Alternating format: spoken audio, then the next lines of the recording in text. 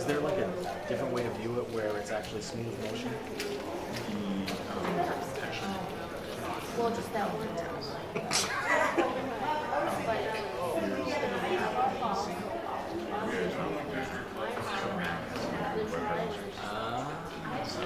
One more reason.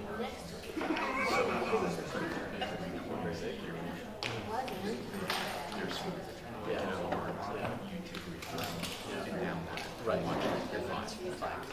Because I was trying to review something quickly the other day, and oh my god, it was painful. It was painful. And it's because everything's on the same bandwidth. Yep. So the cameras themselves are fine. You know, you're cutting into houses. It's not making some help. So yeah. Do we have a junk PC that we can just put that on and I can leave in my office if I'm involved in something and I want to do it fast? Because, oh my god, like, I heard there was an altercation in the hallway down here by the gym, and I bet it took me 20 minutes to get there and find it, to see what happened and where it came from. I'd rather boot up an old machine and and machine pretty much the app runs on every machine. yeah. Okay. We do that.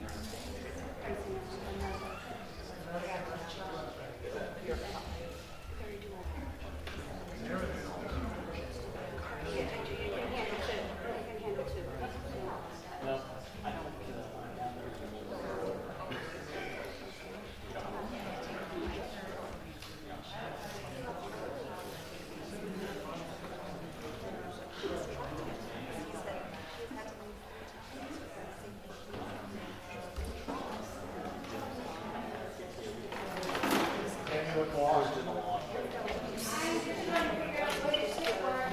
We got a chair up here.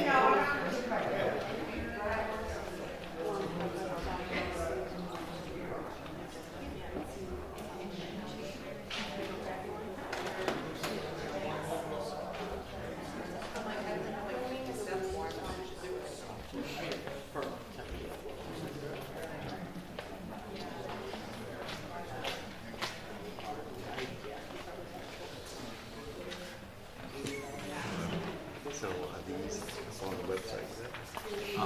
Actually, tonight we're actually trying to so we'll release something for you. I'm not sure if this was going to even work, so we have a chance to get it, but I just sent an email to the staff to see if they can maybe if you might.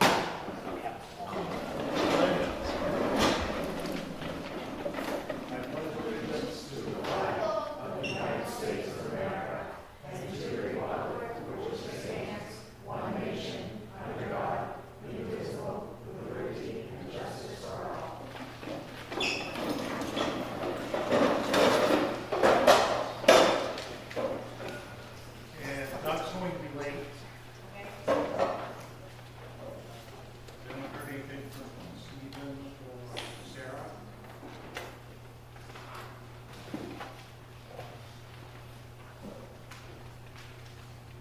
Okay. There are no adjustments to the agenda. The approval of the minutes from August 22nd. Motion by Phoebe to accept the minutes. Second? Second, Leanne. Any discussion? Any errors or omissions, anything in there that you see?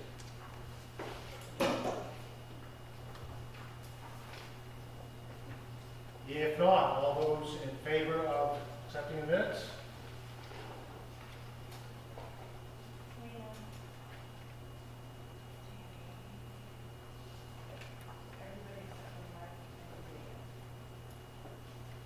All those opposed? All abstaining? Dale?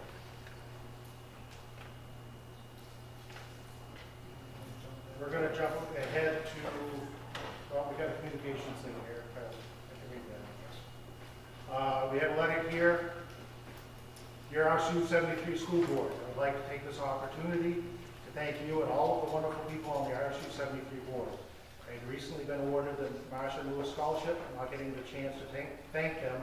I wanted to take the time to thank some people that need just as much thanks as them. In the fall of 2019, I'll start my journey at Maine Maritime Academy and the Maine Engineering Technology Program. I'm truly grateful for the assistance, as I'm the first of my family to attend a four-year college. Thank you again for your generous contribution. I promise to work hard, and someday I hope that I can make a difference in others as they start their future endeavors. Sincerely, Parker Bollier.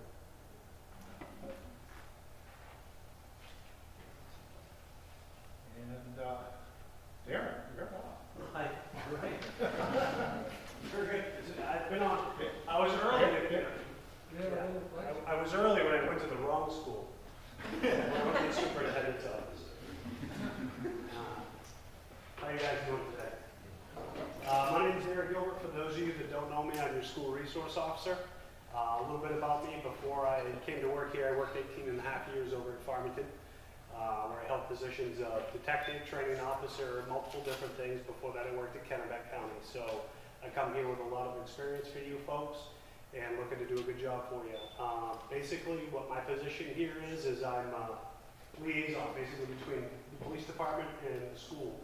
So I'm here to help in many different ways, other than just worry about crime, so to speak. For example, today I actually helped a high school senior write a college paper. She had to do a police report, so I actually helped her do that today. She'd never written a police report before. But beyond that, safety and security at your schools. I'm going around to all your schools, make sure your doors locked, make sure they shut properly. Got to hang out with Pat quite a bit this last week. Some issues we've had down there with Greg. So basically, I open it up to you guys if you have any questions about what I do or what my purpose here is. Anything for Darren? Any questions? Yes. Have you checked the alarms and they all, To my knowledge, the alarms are working properly. We haven't pulled one yet. We did actually do a lockdown drill today at the high school. Went pretty well. But as far as like pulling fire alarms and stuff, no, we haven't done that.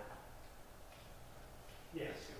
I heard a positive rumor that it's really hard to catch you in the office. It's very hard Because to you're catch. always out in the schools Yeah, and in the halls. Yeah, I'm lucky if I'm in my office for maybe a total of an hour a day so far. This week I spent a little more time because I had a lot of reports to write, but that comes with it. So, but yes, that's my goal is, obviously high school, middle school, I take the majority of my time. But I try to get to the primary school and the elementary school at least once a week, even if it's going and see kids. And a lot of students now are getting more used to seeing me around, so I get a lot of high fives at the younger schools. Actually, a little girl here at the house the other day, so excuse me, I'd rather do that all day long. So. Anyone else? Penny? Yes. I don't need the mic. Well, welcome. Thank you. It's a lot to get you here, but it's a needed position in the community. And I have a son who's in the high school, and he says it's great to have somebody walking through and talking to you, and they all get to meet you. So I hope it's a positive thing for the kids to have in schools. That's my goal. And part of it is getting so these kids get to see law enforcement in a positive light, as opposed to running into me out on the street and maybe it was a bad situation. Like I told them from day one, I'm not here to hang from the rafters with a spy camera and look at you. That's not what I'm here for. Anybody that wants to come and talk to me, they're welcome to. My door is always open if I'm in there. That's kind of the thing, is to catch me. But this is going to be a positive thing for everybody, and I'm looking forward to the challenge and the goal of it. So thank you. Just a reminder, the size and acoustics of this room, please use the mics. I don't know if his mic's on. I don't think it is. I tend to be loud anyway, so. Got a little button to use. Perhaps the Yes, other there side. is. Yeah, look at that. I know, it's crazy, right? Anyone else? Excellent. Thank you very much. You're welcome. Absolutely. Shut that off for the next person.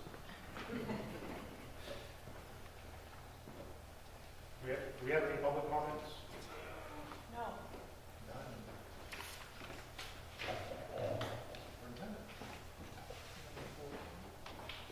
Oh, board comments. I'm just skip right over. Maybe? The open house I went to it with my son, and it was a roaring success from everything I saw. Everything was beautifully organized. In addition to that, the Children's Task Force and Safe Voices, they both had displays set up in the cafeteria. At the very beginning, very, very well organized. At the very end, I swung back down. They still had their boards set up perfectly. It looked like as if they had just set it up. Everything just went so smoothly, and I think the school should be very proud of it. Let's give the correct building credit. Which one was that? The elementary. Elementary. Yeah. Anyone else? The day one memorandum of understanding has been completed and approved. They're now posting for the position. Hopefully someone will be in place by the start of October. The opening of school went really well. I want to thank all the RSU73 employees for doing a great job getting things ready to go. It was a very smooth start, at least from my point of view. I know from the busing point of view overall, it was a very smooth start as well, which is always a tough thing to start the school year with. I attended both the Spruce Mountain Primary School and Elementary School open houses. They're very well attended. But I know I'm getting old when I saw many former students that are now parents. I've been around visiting the schools. As of today, I've been in each school 3 times so far. I'm enjoying seeing everything that is going on. I attended a Western Maine Superintendent's Association meeting this past Wednesday morning in Auburn. The area superintendents meet once a month in Lewiston, Auburn to discuss educational matters. The committee is working on setting up a breakfast with state legislators from the area that will take place in early October. I've already mentioned it to Bob, because board chairs will also be invited to this meeting. Tomorrow I will be working, but I will not be here. I'll be attending a session on new school laws, and there were many of them that passed through the legislation this past year. It's being put on by Drummond and Woodson, and it'll be at the Augusta Civic Center tomorrow. Does anybody have any questions? Joe? On the MOU, I know that was the one we kind of did the motion with per legal review and whatnot. Can you give us a sense of where that ended up, and can you send around a copy of the final version when it's done? Yep, it's done. I'll send you guys an electronic copy. Anyone else?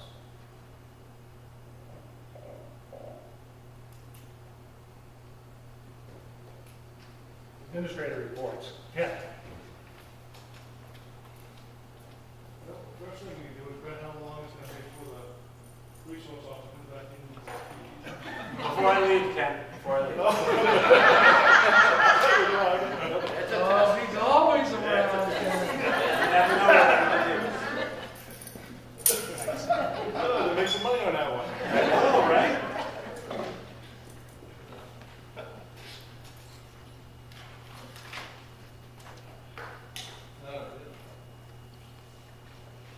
I feel we do have a fairly lengthy one since I was senior for 3 months, but I'll go through it real quick because I talk fast. This summer was, I thought was a remarkable summer for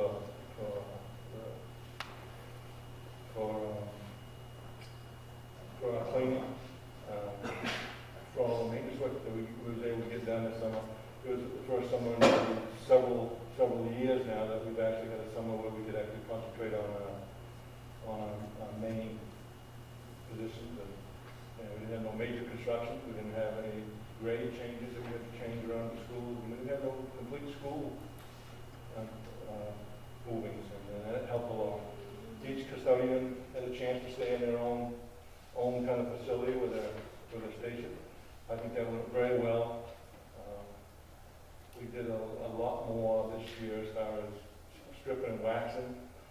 For the last few years, we've just scrubbed and recoated. It really needed to be stripped off, and I think that's a good program that we're going to stick to at least every other year for every floor. And certainly even the cafeteria thing we'll do every year. I think the floors come out so much better.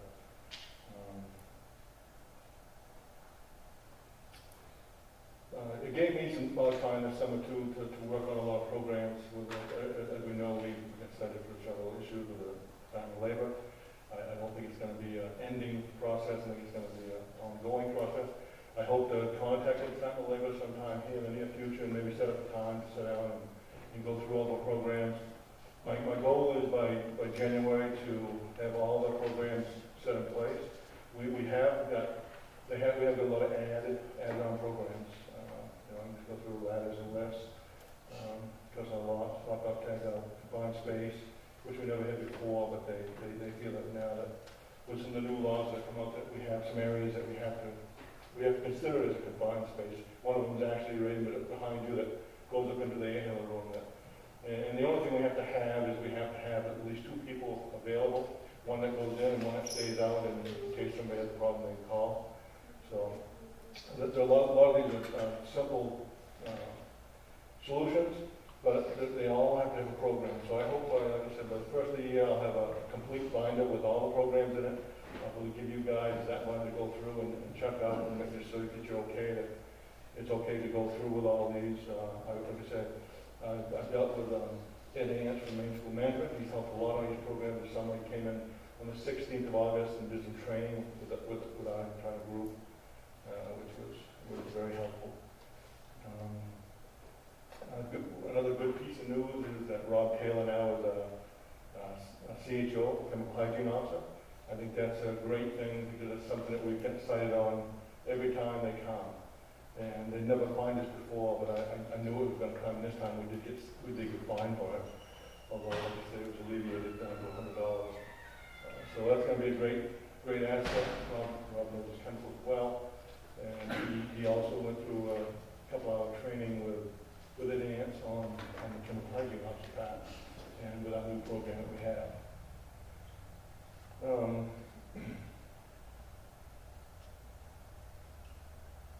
Last week, we completed the last of the citations that we had. I had the opportunity to sit down with all the kitchen staff. Laura brought them all down for a session. I thought it maybe take half an hour, it ended up taking 2 hours. It was on bloodborne pathogens, hazardous communications, and fire extinguisher training. I know a lot of times we look at things, and I know I certainly learned a lot from this, from getting this citation. How important some of these programs are. Doing the training, I realized that, you know, a lot of the ladies, and then I'm sure there's a lot of gentlemen that work, even myself, don't still understand totally what an SDS sheet is. It's all what the information is that they can get from them. I think through this we've understood that. If nothing else, when the time labor comes back, I hope they can all look and say that they've been trained on it. And be honest, like I told them, be honest, and if you forget something, just tell them you forgot. But at least you've been trained. And if you have any questions, you can always go to that one sheet that we have in every kitchen now. There's a book that has all the SDSs in it. And they can certainly look it up. And the biggest thing about this is that it's going to help them as far as the safety wise, as far as what they should wear around the chemicals. So there'll be goggles, there'll be any kind of eye protection, and gloves, certainly gloves almost all the time anyway. But I mean, this is a form of information that is, to me, is just overwhelming, and it's a great thing because it can save anything. We've been very fortunate not to have any instances, but it certainly happened. We also did fire extinguisher training. You know, it was remarkable to understand. This is another thing we get started on. I was surprised that, you know, a lot of people don't know about an ABC fire extinguisher or a K fire extinguisher. You know, the biggest thing is that the kitchen helps them know about the K fire extinguishers. In every kitchen we have a K fire extinguisher, which is primarily for greases and oils and fats and that stuff. I think that was a good thing. We actually demonstrated how a fire extinguisher works. We go through the PASS program, pull, aim, squeeze, and sweep. So hopefully, you know, everyone's got it down. They all seem to. I think that went very well. Certainly, again, thank Laura for allowing them all to get together and getting this accomplished. I am going to just pass out these two. You guys can share them if you want to look at them. There's some pictures in here of some of the things that we've done this summer, some of the items we've built around, and I'll just run down through them. And they're both the same, so. Just at your leisure, anytime you want them. I'll start off with the elementary school. You see in there pictures 1, 2, 3, 4. We did have a problem from the construction.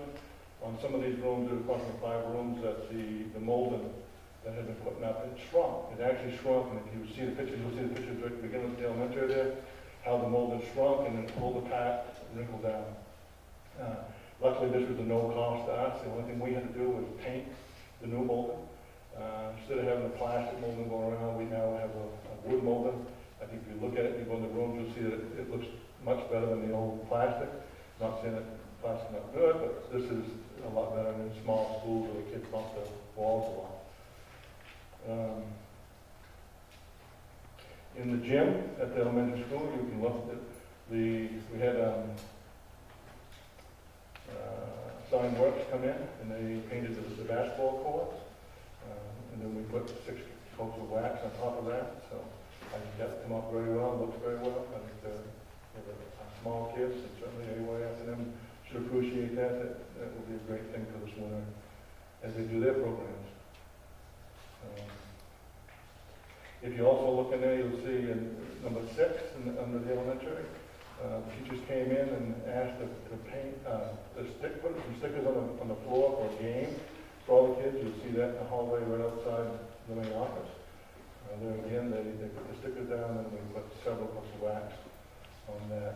So it should last, I'm going to say 2 years, because once we strip that again, I'm sure the sticker's going to peel up. But it should last a good 2 years. Flagpole finally got painted. I've been after to try to get painted, but we finally, we had a problem getting the flagpole down. It was pretty dangerous as far as cutting the bolts off. We could not get the bolts off. And so what we done, we had to hire a lift to fix one of the socket bolts out back. So So we had the opportunity to go up and paint the entire flagpole at the elementary school with that lift. We also built an 8x10 storage building, as you'll see in the number 7A.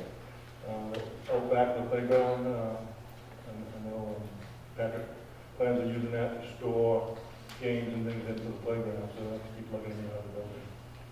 Precision Tank came and removed the 10,000 gallon number 2 fuel tank that was out back. As part of our project that we had, that was actually paid for through that project pack. And they paid that back pack along really to the tank shop. You go around and see that. There's no picture of it. It's the new wall. There was a new wall constructed in the special needs room also at the elementary. At the primary, which you have no picture on, new doors installed in one of the special needs rooms in the old section. There's a new window that was boxed off, and there's going to be some all new padding put into it that will be arriving. I think it was told October 10th. So once that padding comes in, that room will be complete. There's new 4-foot chain link fence that we talked about that was put up out back to help contain the students from the field from running out around the rubber stands and out through the tab and up the roadway. 60 by 120-foot fence installed by mainline fence, and also the 10-foot swim gate. There's a new well building cover that was built. You notice the well up front. There's a little nice little building, beautiful little building that was built there. That was something that was just rotted away, and I actually got spoken to about that from the main water. So that's repaired. And also out back of the primary school, you'll see a new 10 by 12-foot storage building being built there. It's going to be a place that at least half it will be where we'll store all the plastic chairs that you see when you walk into the lobby doorways and things that we've been trying to find a place to get it. Storage is a hot commodity around here. Nobody has any, and we've been searching to get some. I hate to announce it because I know that the principal's going to be asking me to store things there, but I have got the okay from Dave Fry to use one room up to the old Livermore Falls High School. So I've cleaned that out, I think it was Tuesday or Wednesday, got that cleaned out. So we will be able to store some chairs and desks and things in there. It's a shame to lose those things, so we will have some room there. At the high school, if you go down to the football field, you see where IAC just installed brand new scoreboard and with wireless controllers. So far it's worked great. You'll also see, if you go to the high school, you'll see a brand new sliding window for Miss Merrill's office. And you'll also see an 8-foot sliding window that goes into the guidance. Middle school, sad to say, we didn't do a whole lot of different things there. This school's really in pretty good shape, and the downstairs got repaired a lot during the construction thing there. But there was a new room down here. There's a room down here we can look at. The Seekins, I believe. Seekins? That's the name, right? Whose room did get replaced. It bubbled up real bad on the thing. The kids actually tripping over the carpet, so it's now tiled. Also on the ramp, if you go down to the very end by Rob Taylor's, you'll see that we cut the carpet, pulled it up, tightened it up. It was the same thing. It was getting bubbled in it, rolled, and people were tripping over it. So that was also done. And also upstairs, going down the ramp by the music hall, I'm sure some of you noticed that also has been bubbled up, and that's got stretched. So hopefully that will end some of the tripping problems there. To end my report, I'd like to end it always try to end it on a good note, and I just want to say one thing. Number one, thank you for you guys' support and what's happened with splitting up the transportation and facilities. I think it's going to be a great asset to the district to give us both time, 100% to put into our fields. But one of my ending things as far as for the transportation, like to say that this summer we worked on a grant for a new bus. I've spoken to you before that we applied for it. We were accepted. It looked great, but we only get one bus. And then it didn't look so great because the first problem we ran into was that you had to pay for that whole bus all in one year. And I knew that this was in June, so I knew that this was a repeated purpose. So I spoke to the lady by the name of Lynn Caitlin, who's with the Department of Environmental Protection, who actually runs this DERA Clean Diesel Grant. She's just been fabulous. She's been fabulous all year as far as helping with that. We actually got a contract, and Mr. Webb looked it over, and we talked about it, and we both agreed that there's no way we could do it by having to pay for the whole bus in a year. We only budgeted $20,000. So I got back with Ms. Kaylee, and we spoke, and she understood. She went back to the Department of Environmental Protection and got a waiver so that she drew up a new grant for us so that we could go on a 5-year lease. So that was great. And the second thing is that we dealt with all the time is that every bus that the bus that you get rid of, you have to do, there was a whole list of things. You have to look at the grant. You had the whole list of things which made me shake because you had to put a 3-inch bore hole through the side of the engine block. You had to cut the frame. There's so many things to do. I went down and talked to the other about the price of doing this. It's kind of pricey to have what they could do for us. I went up to the scrap yard and mentioned to them. They kind of laughed at me and said, "Well, we don't take pictures or anything else." But you had to have all these pictures for the state. Back to Ms. Caitlin. I went again. The most helpful person. I've been around for a long time. She said, "Well, try this outfit by the name of White Bradstreet down in Augusta." I did. Spoke to another fabulous person who helped in every way. He actually had done 18 buses this year and said, "I really don't want to do any more. But since it's your first bus, I guess we can do it." So we brought the bus down there. This guy did a fabulous job. Took it in, bored the hole, took the pictures, did everything that we had to do, sent it to the state. They were just amazed by it. So that was that, and I think it was about 2 weeks ago, we were told the check would be in the mail within 3 weeks. So that was a great blessing. I know Jim's going to speak about what he wants to do with the money and where he wants to go from there. So. Any questions or comments for Ken? Thank you very much. Jim?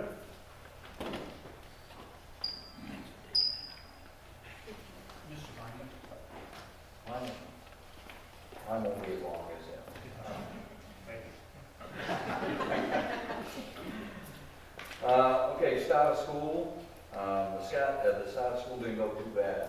This year we had all of our bus drivers come back, so that makes for a smooth transition because they know all the students. They know the students on their buses and stuff like that, so it helps out quite a bit. The usual problem that we have every year, which is the kids get on at home the first day of school, we get all pictures taken, stuff like that.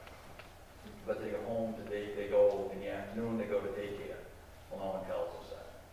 So that was the only issue we really had for the whole stuff.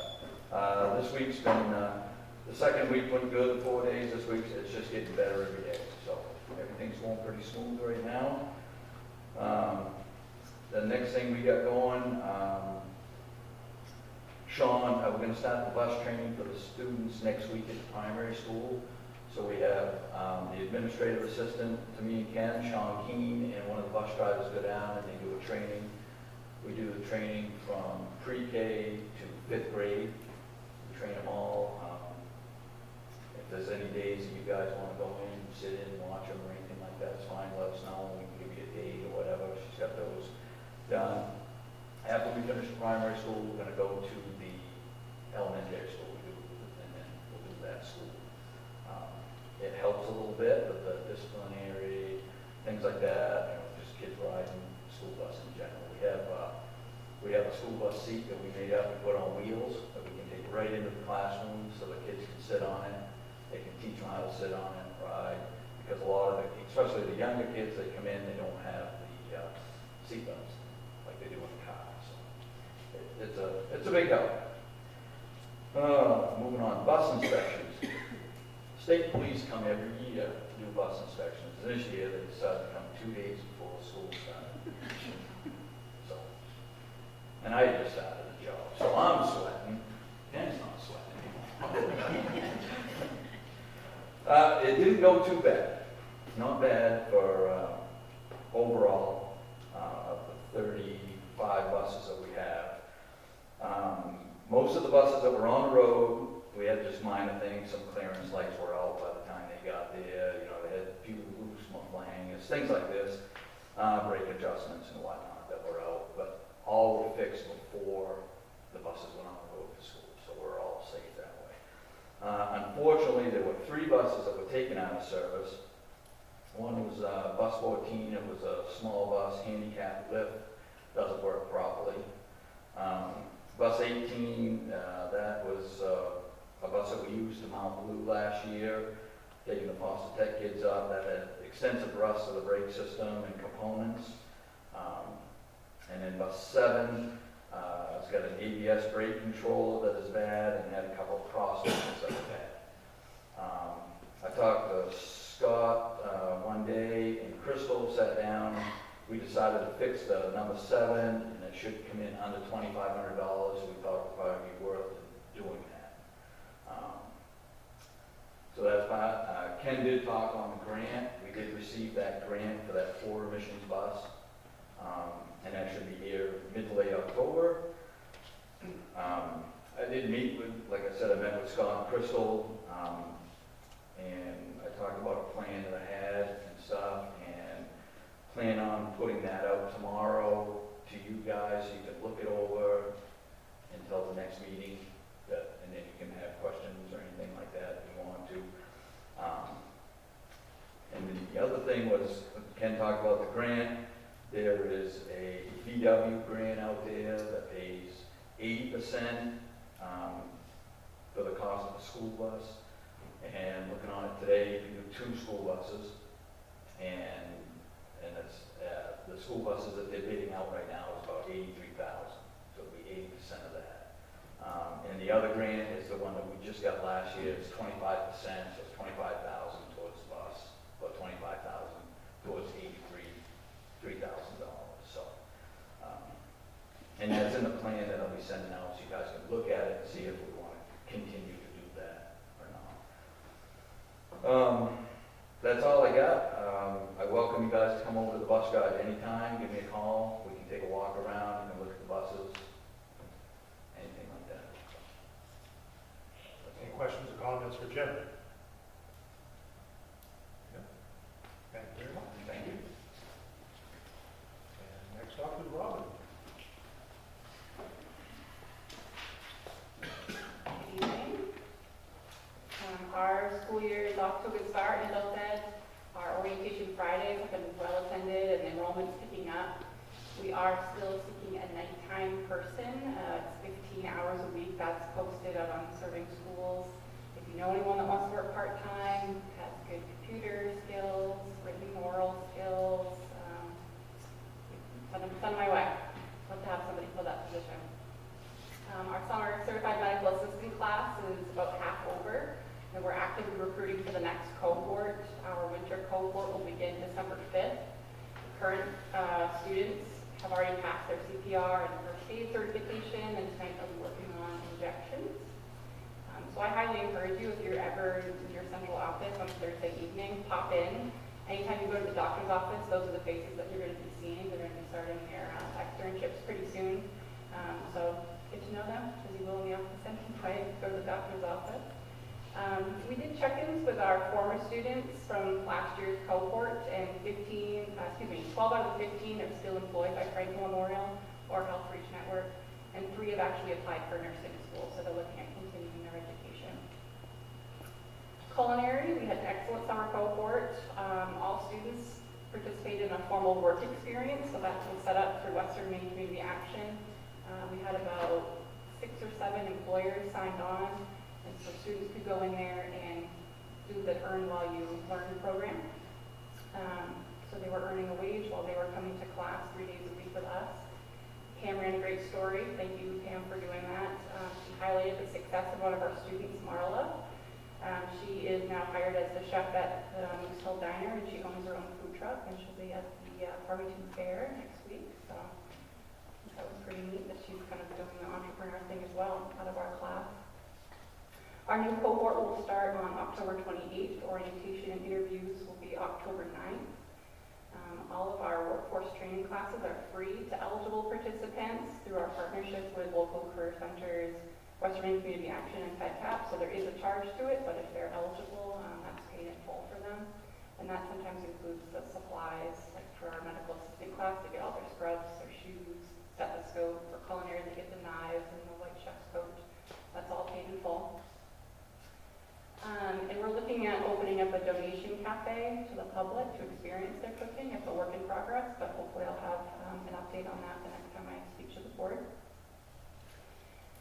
For a new workforce class, we're looking at training behavioral health professionals. Our training partner, Tanya Dawson at the hospital, who we run the CMA program with, she received a $36,000 grant to integrate BHPs into our local community.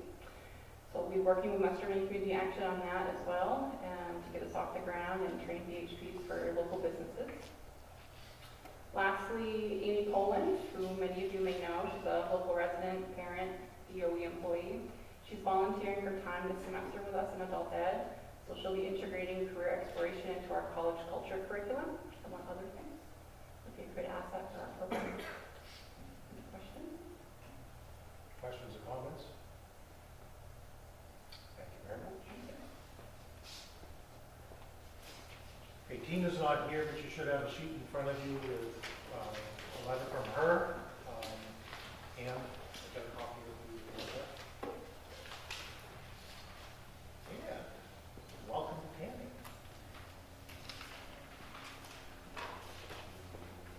I'm probably not going to use the microphone because I've never been accused of being quiet. So if you can't hear me, let me know, but I'm pretty loud. First of all, I want to say thank you. It's day number 13 for me, and it's been awesome. The staff are incredible here. I've spent a lot of my career in RSU4, which is Sabatis-Rose and Litchfield, and it's a very similar sized community and school size. So this has just felt like home to me. I can't even tell you how welcoming it's been. But the job started right off the bat. So I will stop and tell you a little bit about myself. My last job was special ed director at Baxter Academy for Technology and Science, which is one of the charter schools. It's located in Portland. I have 3 awesome kids. One just graduated from UMO with 2 degrees because it's we're cheaper. And he's got his degree in music education and another degree in vocal performance because he's an amazing tenor. My daughter just went to UMO. She's going to do the exact same thing at UMO, so she's a freshman there. And then my last kiddo is at Baxter Academy as a freshman in high school. So that's a little about me. And also, in my other spare time, because I don't have as much of it right now, I direct theater locally. So you might have seen me at Community Little Theater or in Brunswick at Mid-Coast Youth Theater. Those are my big stomping grounds. So back to us. I'll tell you that my goals for this year are really to get the behavior programs K-12 to have more continuity. Behavior is my background, my wheelhouse. I've spent a lot of time as a teacher, special ed teacher with kids with behavior and emotional issues, and helped start a day treatment program in RSU4. So seeing that continuity between K all the way up to 12 is one thing that we're already starting to work on. And another goal is parent involvement, really creating a way, and I've done it before, to get the parents to come in and be involved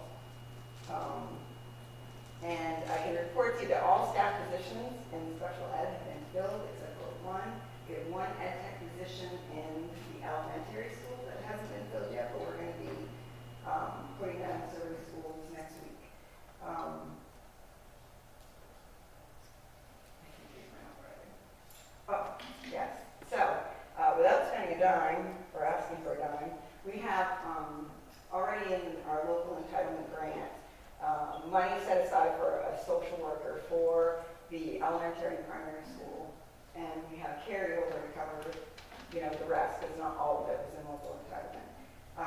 So with the go-ahead on that, we're going to be hiring a full-time social worker to go between both the primary school and the elementary school, and our student numbers. So this has been one thing that I've been like, wow, we had a lot of kids move in. So just looking at the numbers in preparation for tonight, we had 17 who transferred out. So they were supposed to be students this year, but they moved out of district. So 17 hours. And then we've had 33 move in. So we can do that simple math and figure out if we're up, right? We also have 6 kiddos in referral, and so those kids, even though they're in the referral process, get counted as part of our numbers. So that brings the number up even further. So if I come back later and say to you, we might need another human being, this is why, because we're up, and so resources are being very stretched. But everybody is doing, obviously, the best that they can with the resources that we currently have. Any questions? Questions, comments? Tammy? Hi, Tammy. Hi, Tammy. Just for clarification, those were IEP students? Yes. Okay. Yeah, they're all students in special ed, so we've got an influx.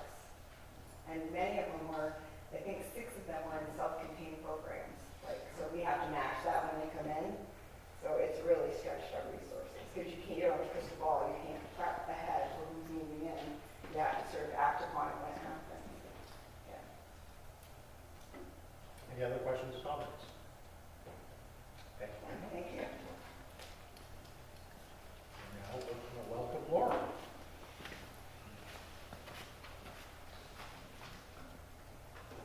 Well, good evening. First time meeting all of you.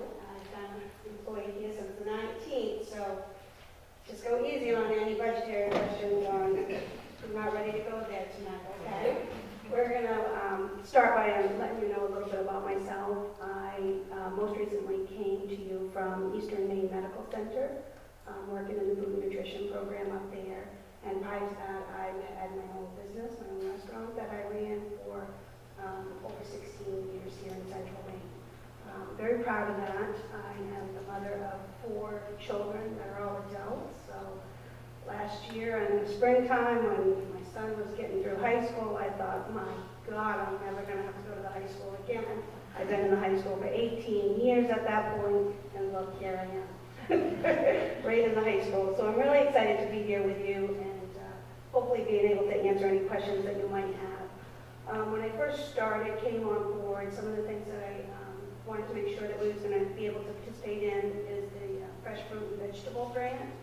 And I'm happy to say that we did submit our paperwork and we are going to be able to participate in that as well this year. I can report to you a little bit about our free and reduced applications at this point. All of the certification that's done on our side has been completed for all applications that have come in and have been sent out into the mail. Today I only received one, so that was encouraging to think maybe we're well over 50% with those applications, so I thought that was really positive. One different thing that I did when we sent out those applications and I had the help of the support staff for each of the buildings, I enclosed a letter and I introduced myself, but I also enclosed an envelope there for the application so that the parents were able to put that application right into the envelope and then that was addressed directly to me. So it kind of, I wanted to help them to let us be aware that we're very aware that we're asking them for sensitive information and maybe try to build that confidence a little bit. And I think it did really help. Our primary school was over 50% of the applicants that would not receive free or reduced lunch. So of the paying students, they were over 50% having returned the form, which oftentimes parents don't return the form because they know that they're not going to qualify. So there was a bit of confusion there. We're really trying to encourage the parents, even if you know you're not going to qualify, return the form and just put denied on it or decline. And that's one way so that we know we're receiving that information back. It's good for us on the school level, state level, and county level. So I think that was helpful. The elementary school was just under 50% of the of the paid students as far as getting those applications. The high school and the middle school were, quite a bit below there. We have room for improvement there, I guess is how we'll look at that. We did complete the training with Ken, which was nice to have all the staff come together and get that. We have, over at the elementary school, one thing that I really wanted to look at was breakfast. For me, looking at our breakfast program, knowing full well that every student can have access to breakfast at no cost to parents of any form is really a win-win situation. And what can we do to encourage the students? So Pat and I had a conversation about the food program, and we're doing a 2-week trial right now with our 5th grade population. And we're actually putting the breakfast in the classroom. So we're really trying to support the students and encourage to get those numbers and get those students fed so that they're ready to sit down and to learn. And since we did that, I want to say that our numbers were 43% of the 5th grade population actually eating breakfast. And then this week we hit 70, 68, and 69%. So we really saw some growth there, and I think that's really encouraging because we know from the financial side that we're going to be reimbursed for breakfast. So I think it's a win-win all the way around. So we'll keep an eye on that and see how that goes and really go from here with that. I've spent some time in each of the buildings doing some observations during mealtime, which was really important to me. And it's, we've got a few issues. We've got some congestion here in the middle school just because of our setup, and I think we can resolve some of that by adding another pin pad on the opposite side so we can keep them into 2 lines as opposed to going to 2 lines of service and then into 1 line for paying. So we're looking at getting those, and those are very minimal cost to get that improved. Let's see. Another area that I saw as problematic was our primary school and the amount of inventory that we're transporting on a daily basis based on our lack of freezer space or no freezer space and refrigeration space. So we had a fair amount of transporting that was going on. I've arranged now for my truck to drop on Mondays there, and I'm just dropping dry goods there. And in the past, it's always been dropped at the high school, and then it's loaded onto a pickup or the box truck and then taken over there. So that's freed up a lot of rehandling products. One of the things that I hope to do as I move forward in this position is to kind of streamline and get a little more continuity between our buildings and our buying patterns and products, and that will definitely help us with waste and usage. I'm a firm believer in keeping our costs down, which I know you're all going to like to hear, and reducing and minimizing waste. And one of the very first thing I did was spend some time in the freezers, the 2 freezers here at the middle school and the high school, and really looked at the inventory we have on hand. And we started our menus in each of our buildings based on our inventory and products that was in the freezers. Really trying to reduce some of that inventory before we kept going forward. Let's see. Our numbers as far as breakfast and lunch seem to be pretty much right in line from what I'm seeing from last year, so I don't really have any concerns there. I know that the first week we did do deli sandwiches throughout the district for the first couple of days, which it is what it is at that point in time, but I don't think that it affected our numbers too much. I think that was a fairly common practice in the past. We do have a very seasoned kitchen staff, which has been a huge blessing to me as far as getting started and getting going. And you all should know that you have some very qualified people working in these kitchens. And as of today, the NutriKids program, which we use in the kitchen, in our department and throughout, is now communicating with our school. So a lot of extra work that was being done hopefully will begin to be minimized. We had some definite things that were concerns, and we know we have to look at a lot of the outstanding balances that are rolling over, and looking at, and maybe with a little more recent information, it might help with getting some of those bills out. So, does anybody have any questions for me? I'd be glad to do my best. Anyone have anything? Thank you. Thank you. So we're going to go back up to number 6. I see Kurt's here. So I'm so sorry. By the way, the meeting is here and not at the superintendent's office. I thought the same thing. I saw you there. I saw should you. have asked you. You should have told me. So, if you're ready for me? Sure. Thank you. Again, apologize for being late. Do you want to do this, or do you want me to just? Sure. Yeah.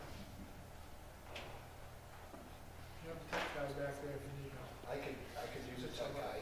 Can you help me, please? Always needing Scott. You're here. Because the one thing I am not is a tech.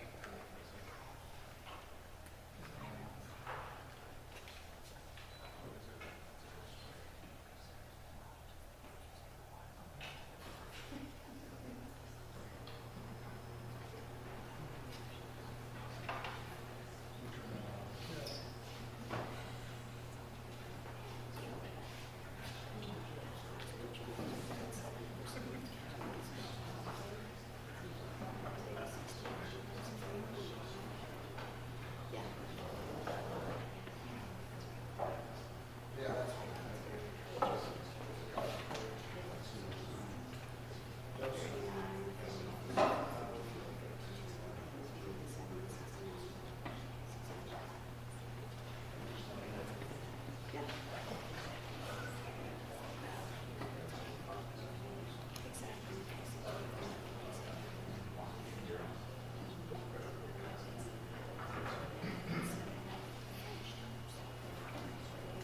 Good evening, everybody. My name is Kurt Penny, and I'm from Revision Energy.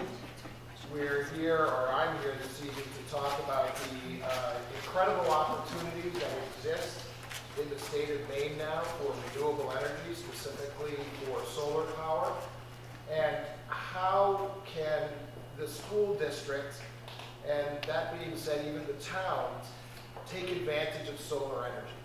So it's been difficult in the past. It's always been kind of on the margins of whether it makes sense or not. And this is a new program, so if you will.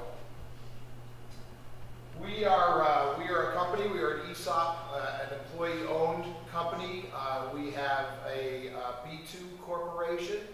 We are a company with a mission. I won't read the mission. We're moving along. So our idea is to move into an electrified help me, through a clean, renewable energy source. This is our team, 250 people. We are the #1 solar powered company in New England.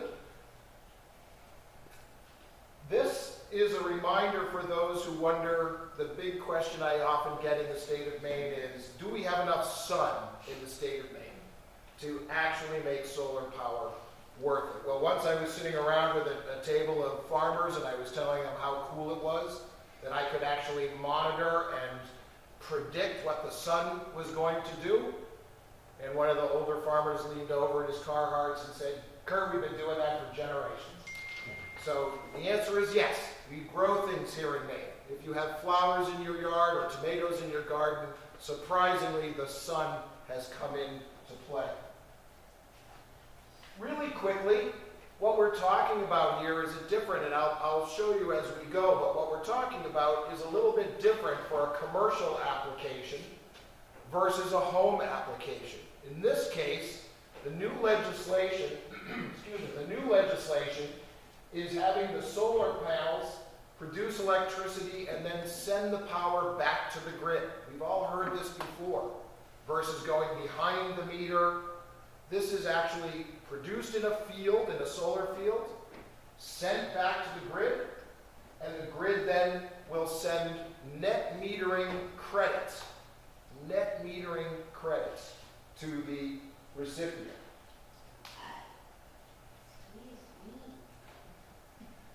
The reasons are pretty obvious. Again, in the fact that it's late, and I was late, I won't read every one of these slides, but we know why we're doing this. We lose $5 billion a year in energy costs, as heating fuels and transportation.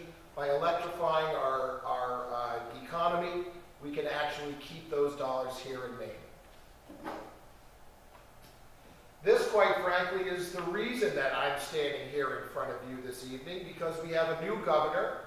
This is not a political conversation, but a new governor, a new Senate and new House, and renewable energy is important to them. Therefore, they have passed exciting new legislation that will allow for attractive opportunities for the school and the town to take a look at solar. These are some of the reasons, or some of the best attributes of the policy. Over 400 megawatts we're looking to develop, excuse me, in commercial solar. Currently, we have less than 20. So this is a pretty ambitious program. This allows for remote ground mount locations, so we no longer have to be plugged into the meter of which we're offsetting. We don't have to put it on the roof. We don't have to put it in the backyard. We can actually site this in a different town, or even across the state, as long as it's within the same utility district. The other exciting piece of this is that it allows for unlimited amount of net meters. Previously, we were limited to 9. So in this particular case, now we can actually identify not just a few meters, a few critical meters, but all the meters associated with the schools and possibly the town. Now what we're saying is we're looking at everything, because we're looking at load. What we have is a program that requires 3 distinct elements to do any kind of development. That would include land. We have to put these projects somewhere. So we call it land, but of course a large roof or a roof would qualify for putting the solar somewhere. We need investors. Somebody has to be able to invest in these programs, utilize tax credits which a nonprofit organization like a municipality or a school board cannot utilize. But most importantly, the last leg of that 3-legged stool is offtake. Offtake means we need to assign the power to an entity that has an electric bill. Anybody know anybody that has an electric bill? Right? So, just so happens that high schools, middle schools, elementary schools are huge users of electricity.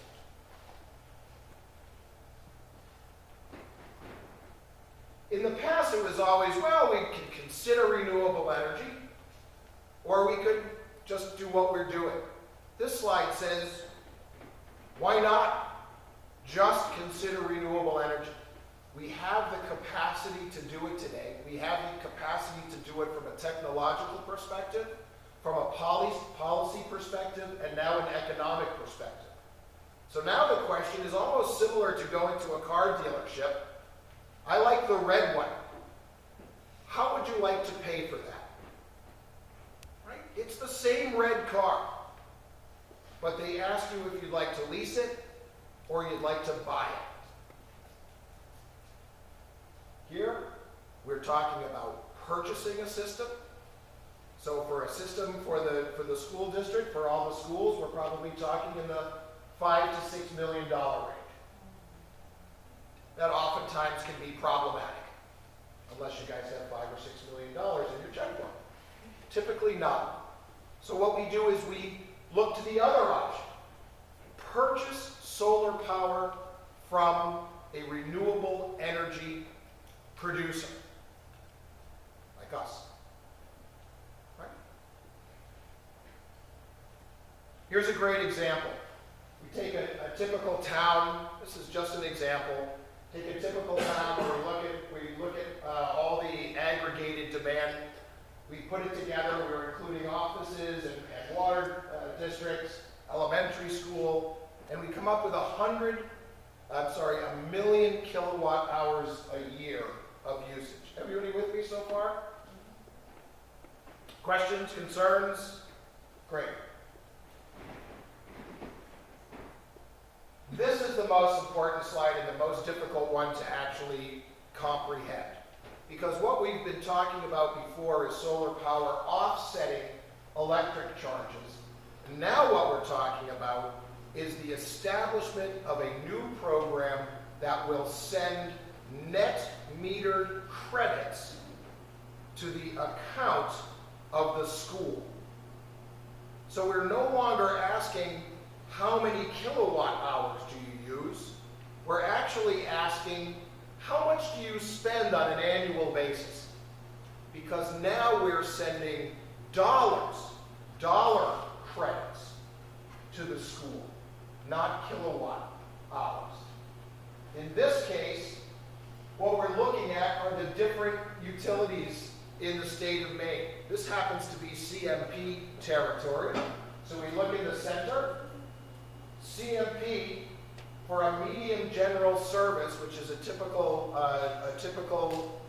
electric rate for a middle or high school or even elementary school, we come up with a value that is determined by 100% of the ongoing power supply, the supply rate, and 75% of the small commercial transmission and distribution costs. Why that's important is because in the past, we were never incentivized for the transmission and the distribution portion of the bill. We are now. This is what this new policy really means. So what we're looking at is right in the middle, where we see Central Maine Power, MGS, 12.9 cents. Everybody see that? 12.93 cents. What does it mean? Here's what it means.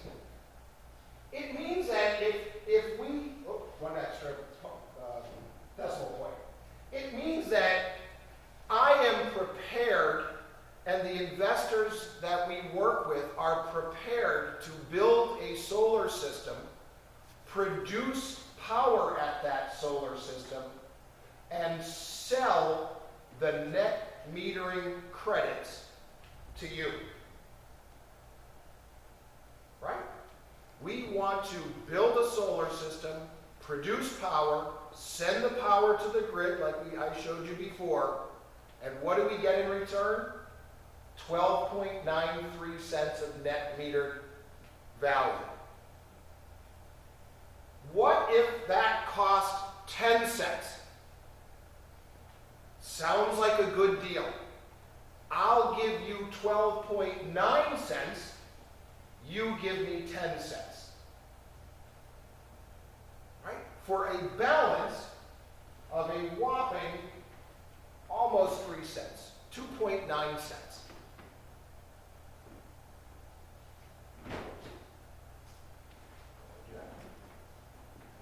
Now let's take that example again, and And I can assure you that between the high school and the middle school and the elementary schools, you have a lot more than 1 million kilowatt hours worth of demand. But let's take that example.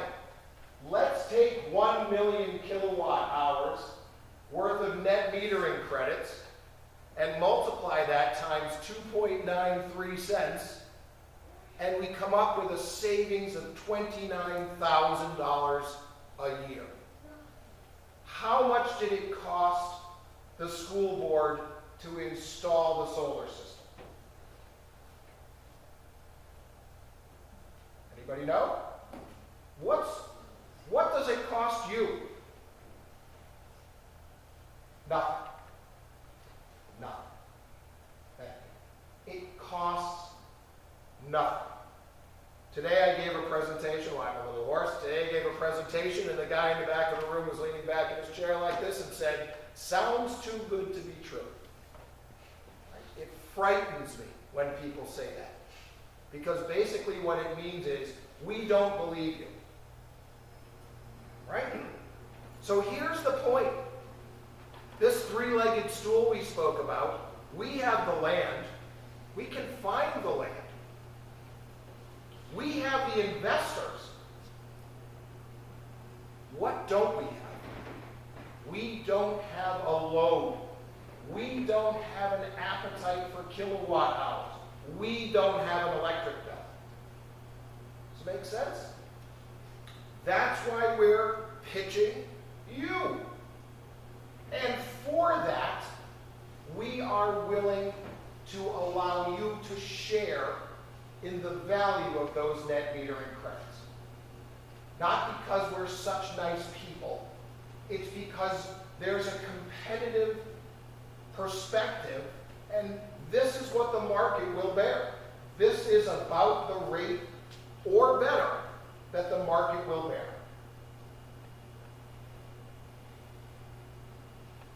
Here's the interesting thing.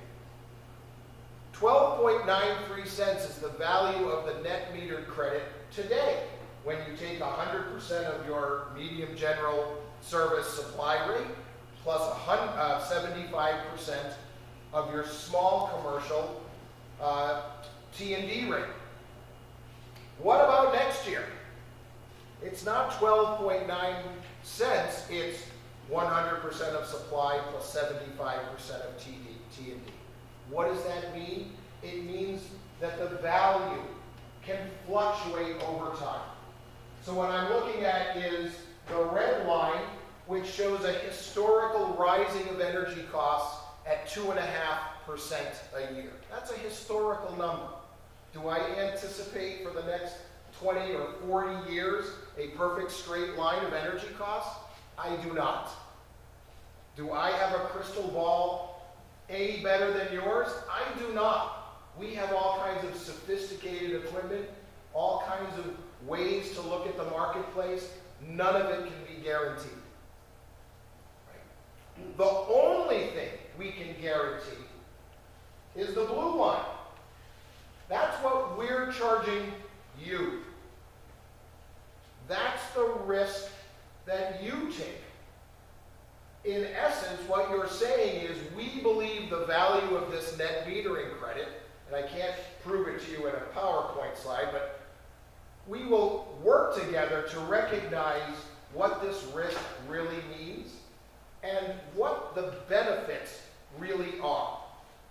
So just as much as the value may rise, the value may fall.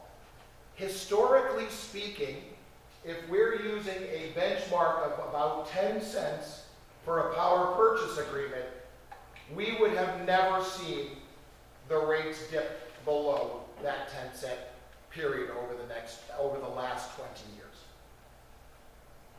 Does that make sense to everybody? So, in other words, it's not just, oh, you sign here and there's no risk. There's risk, but there's reward. And the risk is quite minimal. The supply rate right now is 8 cents, and the T&D rate is 4.5 cents, almost 5. So either one of those. Do we anticipate the supply rate changing or going down? Believe it or not, we do. a little bit, but we do in the next few years. We're seeing oil prices drop, gasoline prices drop, but what we know is CMP is not going to stop charging us for the transmission and distribution. That is their only profit center. So we know those prices will continue to rise. The next steps to make this happen would typically involve looking at a competitive procurement process, typically an RFP. Am I correct?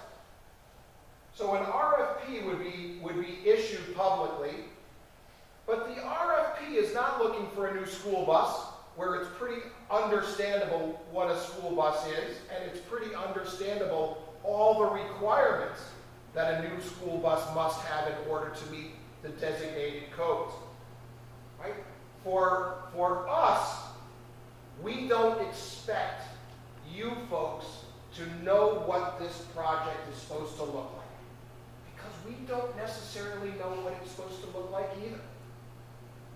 However, in this rare case, we have something exciting to share, which is we have identified a local site here in Livermore Falls on the Souther Road, where we are planning to install a large ground mount system. About half of the production will be purchased by the Camden and Five-Town schools in the Mid-Coast. And now we are looking towards you because Mr. Souther asked me specifically and personally to pitch this to you. He would like his farm to benefit the town as much as it would benefit Camden or any other town. And he would like his farm and the solar panels that we're putting on his farm to be able to offset thousands of dollars over the course of the next 20 years and allow the school to take advantage of fixed or guaranteed energy prices. So I'm suggesting, I understand it's not my first rodeo, probably can tell that. It's not my first rodeo. What we're suggesting is an issuance of an RFQ, request for qualifications. Because what we're really hoping to do is not tell you this is exactly what we're doing, but to work with you to identify what is it that works for you. I don't have all those answers. I don't know who you guys are. And I don't know what it would take to bring you to a decision to feel comfortable about making a 20-year commitment to renewable energy. So we're talking about requests for qualifications because we know there are competitors out there. There are people doing this. And they may be able to bring another project. But what they will not be able to bring is they will not be able to bring a project so close to home and built right here in Livermore Falls. So this is a picture of the solar project that we are proposing for Souther Road and Harold Souther's farm. This equates to just under 20 acres and will be 4.8 megawatts in size, producing over 6.3 million kilowatt hours a year. So now if we multiply 6 million kilowatts times 12.93 cents, we can see that the generation of this system is pretty significant. Almost $750,000 worth of net metering credits being generated right here. Any questions so far?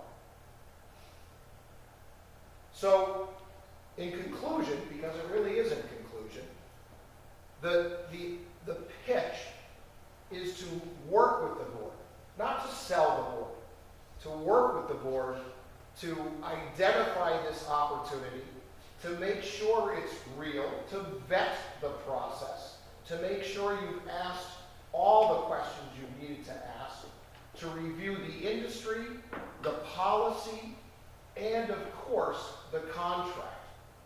So we are prepared to do what it takes to work with you and work with the family to make this project a reality. Any questions? Yes, sir. So, that was a lot to take. It's a lot. I was asked to do it, and I did pretty well, right? Yes, it is. So, Mr. Souther's gonna take his land out of farmland, and he's gonna put in some solar panels. That's correct. And that electricity is gonna go directly onto the grid? That's It correct. doesn't really come here to the school. That is also correct. Okay. Because we have net metering agreements already with CMP for our wind turbine and our other little solar panels we have here at school. That's Like the size of maybe one. Very similar, right? We'll have the same net metering agreement, but the difference is the way they've structured the policy, right? So as opposed to your wind turbine that actually offsets the value of the kilowatt hour, this is actually a formula. This doesn't have anything to do with electrons, if you will, right? The electrons are being generated, they're being pushed onto the grid, there's a meter, that's the meter that tells us how many kilowatt hours have been generated, and then we multiply that times the value of the net metering credit. Does that make sense? Somewhat. It's not. It's really complex. It's really simple. Once you kind of get it, it's really simple. Does anybody know what the word arbitrage means? If I have a dollar, would you buy my dollar for 85 cents? How about a million times? That does make sense. It makes $150,000 worth of sense. Right? That's arbitrage. I'm selling you value, not kilowatt hours. I'm selling you value. I'm selling you a net metered credit from the utility. What does that mean when you receive your monthly electric bill? It means that your electric bill will not change. Same bill, start to finish, except one small line item at the bottom, which will say, like you're used to, net metered credit. So if your bill is $10,000 and you have a net metered credit of $10,000, you have offset that month's bill. Of course, we don't get any net metered credit because we never really produce more than we use. That's right. Our little wind turbine and our little solar panel don't come anywhere near the million kilowatt hours that we use as schools. That's exactly right. And we will, right? So we will. And we are not asking to be greedy. We do not suggest that if you have a $500,000 worth of electric bills, or whatever the number is, we're not suggesting that you buy $500,000 worth of net metering credits. Because we're not sure what the future holds. If you do energy efficiency projects, right? If you change something, we're suggesting a more conservative number like 80–85%. Yes? So, I'm not sure if I'm all right on all this, but Governor LePage was really opposed to net metering, and with the change in Who? administration. Never heard of it. Sure. And Governor Mills, so what happens down the road with another change in administration and practice? Like how is this guaranteed that the law and the things that are providing for this now aren't going to change with the winds of the administration? You want a guarantee? You want a sales guarantee? Doesn't work that way. Gotcha. Here's how it does work. Even Paul LePage about the most anti-solar governor in the country grandfathered existing solar systems. 100% net metering, as does every single other state in the country. There would be pandemonium, right? Because there are many towns, many municipalities that are taking advantage of this. So if the new governor was to come in and say, we no longer like this, there would be many, many people affected. So guarantee? No guarantee. For goodness sakes, one day even President Trump could be elected, right? So we are not in the guarantee business. I am talking about risk versus reward. I am talking about the future of the children in this school. I'm talking about how do we transition to renewable energy. It's going to take some guts. It is. And that's why we are incentivizing this type of project. That's why the governor has incentivized this program so that you can see the benefits. We do not have the ability to sell the power back to the grid. We do not have the ability to sell the power back to the grid. We need you. Right? As does every other solar installer, as does every municipality. This is an opportunity to aggregate your load, to minimize your risk, and finally, one of the most important aspects of this is you have the opportunity to actually own the carbon offsets from this system. We are talking about 5.5 million pounds of carbon generated or saved by this system. And we are talking about allowing the school to claim those carbon offsets. That is very different than the power purchase agreements you've seen in the past. Who knows where their energy comes from now? Really? Who knows? Anybody ever asked? Right? We know. Southern Road. Right? And why? Because it is going to the grid. Who's going to use that power on the grid? You folks. Right? It's here. It's local. Questions? Yes? Can you expand upon the job growth that you mentioned in the previous slide? Yes. We are anticipating, we are not anticipating, we're in the midst of it. You can tell from my voice, this has been an incredible rollout of this program. The interest is staggering. That means if you go to our website right now, you will see that we're looking for over 30 employees right now. From attorneys to installers, electricians, accountants, administrators. That's where the new job growth is coming in. We're working with electrical subcontractors who are now increasing their staffs to gear up for this, because we will not be able to do it alone. We will need the help of qualified electrical contractors. That's where the job growth will come. Question down here. Yes, please.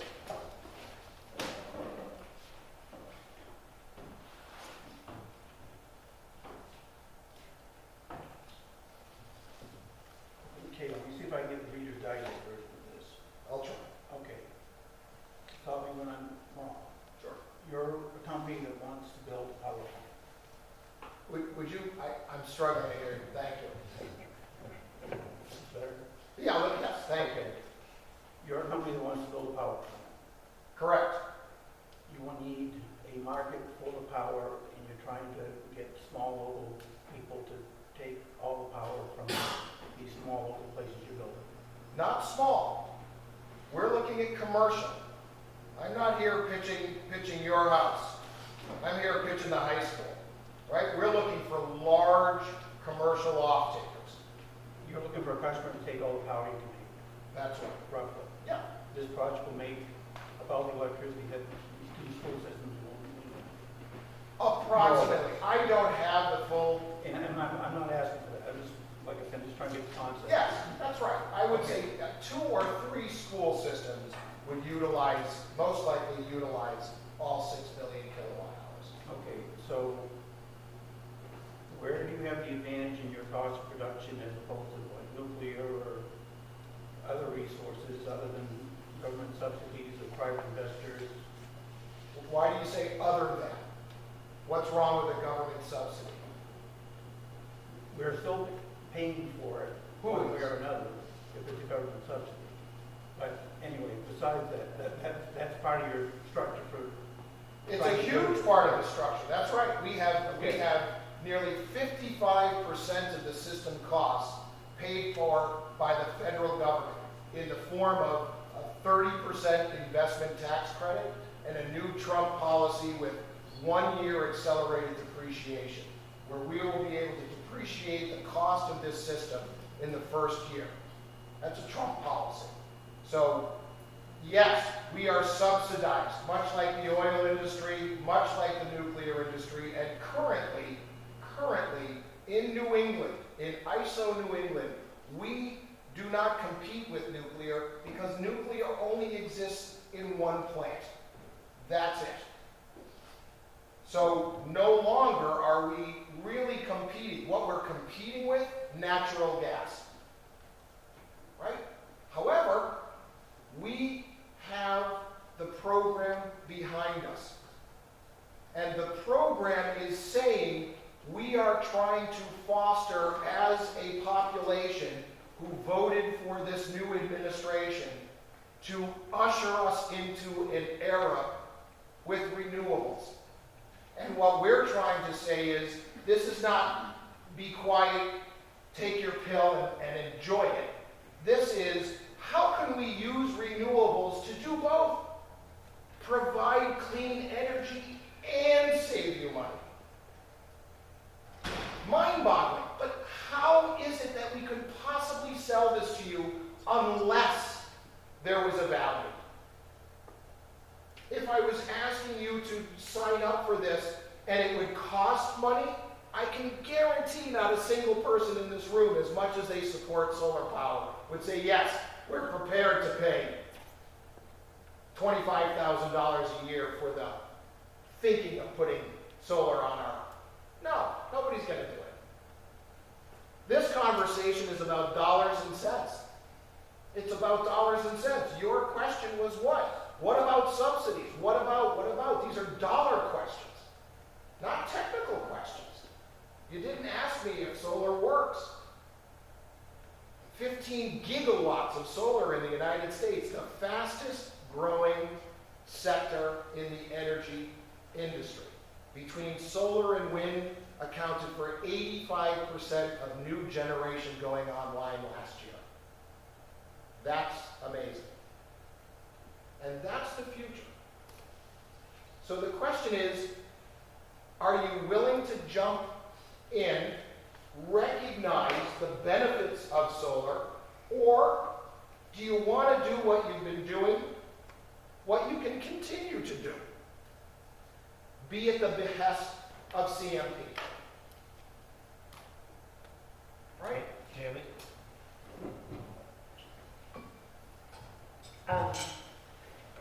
So I think my take on this is it's a lot of information to digest. It's new to us tonight. I think we need to chomp on it. But my question is what is the process with the town of Lamar Falls as far as getting this approved?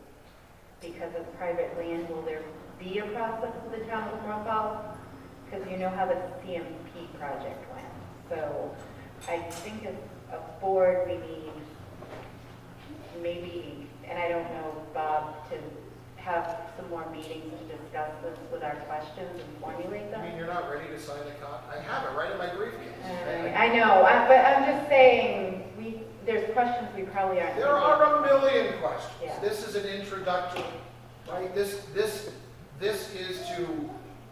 to introduce, like you said. It is a lot. It's a lot. So what is the process going through? The process for Livermore Falls is a full DEP permitting process plus full planning board process. Plus, we will have to do a construction review. The town of Livermore Falls will benefit from this project because the investor will what? Pay taxes. We're building a $9 million solar system on Harold's hayfield, and we will pay taxes. The city, the town of Livermore Falls will take advantage of this. I can assure you, many more thousands of dollars than he's paying now for his hayfield. Does that mean I don't like hayfields? No, it doesn't. It means that we are working with Harold and his family at 95 years old to keep this farm in the family. This lease that we are paying him for this property will pay his taxes and on all of his upkeep on the farm. So his family can maintain the farm and keep it after he is gone.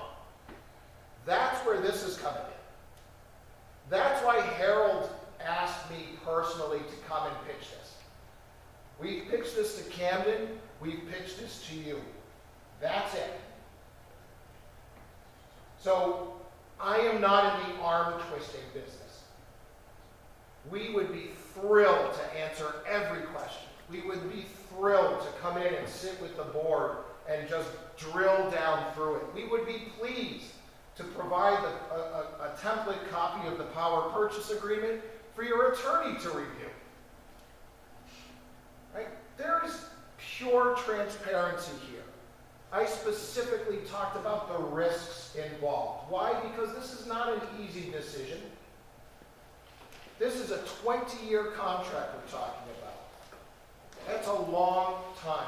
But it's also a long time when you think about the fact that I can tell you what this net metering credit is going to be in terms of the cost to you, because we identify that the full 20 years. Right? There's stability in that.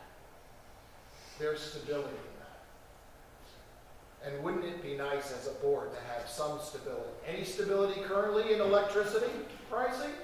What happens if it goes up 20%? What do you guys do? Say, no, I'm not going to pay the bill? You just pay the bill. You just pay the bill. And guess what you're going to do for the next 20 years? Just pay the bill. And as those bills continue to increase, guess what? That net metering credit that we were talking about will also continue to increase in value. As the cost of electricity continues to rise, that value of the net metering credit will also continue to rise. But you know what you paid for that credit. So between a couple million kilowatt hours and a savings of 3 or 4 cents, we could be talking close to $100,000 a year in revenue for the school systems here. That's what we estimate. It's pretty cool. So you just, from a procedural perspective, I'm not here to tell you how you guys want to do it. What I try to say is, typically this comes down to, if you really like it, you're not going to just believe me. You're going to say, hey, we like the idea. Maybe Kurt's not the only guy. Either let's talk to some of this competition, we'll have the same conversation, we'll ask for the same presentation, or we do a request for qualifications, or a request for proposals if you guys want to go that route. Whatever the case may be. We're happy to compete. We're happy to compete. And we would like to win this project for the fact that it is down the street. And the fact that Harold's grandson also works for us. There's legacy involved. So we will guarantee that you will pay the same as Camden pays. We are not trying to say, let's get Camden a better deal on the backs of Livermore Falls. That is not our goal. And if we work with another school system as well on the same farm, we will provide the same price to them as well. Because we don't want it getting back to us that we're starting to cherry pick or trying to increase our margins. You're doing great. Any other questions? Scott, any questions, comments, concerns? No? A lot of thinking. A lot of thinking. A lot of thinking. All right. Then I'll let you be. Have a good night. Thank you very much for your time and consideration. Thank you very much. Thank you. Appreciate it. Again, sorry to be late.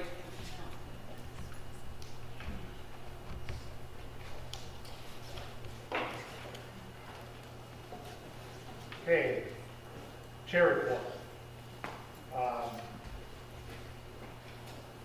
People notice I voted earlier tonight to pass the chair had not voted unless in a tie. I looked into the policy to see what that policy actually said. And the policy does say that the chair should be voting, so I'm going to be voting from now on. If I don't vote, it's really taking a vote away from the town of chair. So. Coming up, we have the Maine School Board Association's annual conference, October 24th and 25th. I encourage any of you that would like to go to attend one of those days. And if you are interested in going, make sure you let Laura know.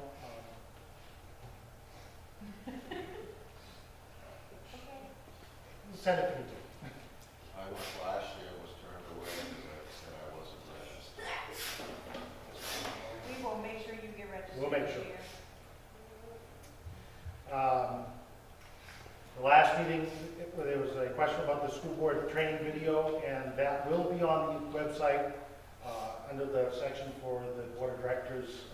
Hopefully, as soon as Scotland can get that done. So. And